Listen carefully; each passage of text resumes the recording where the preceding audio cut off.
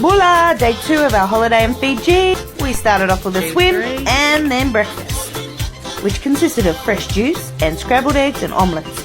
Everywhere you look is a beautiful photo opportunity. We got all the donations we brought over from New Zealand together to give to these beautiful girls, who then showed us around their village. We patted some dogs, and this is what they drum on to let people know it's time for church on a Sunday. We had some traditional Fijian food, so yummy. These girls are so cheeky. Then we gave them all these donations of school supplies. They loved it. Lots of lollies and heaps of clothes.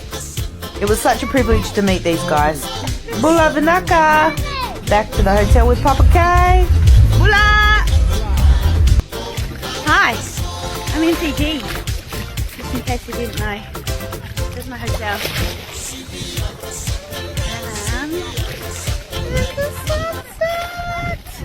Then up the road for a beautiful dinner, and then back to the resort for cocktails, kitty cuddles, and live music. Fiji, you get better and better every day.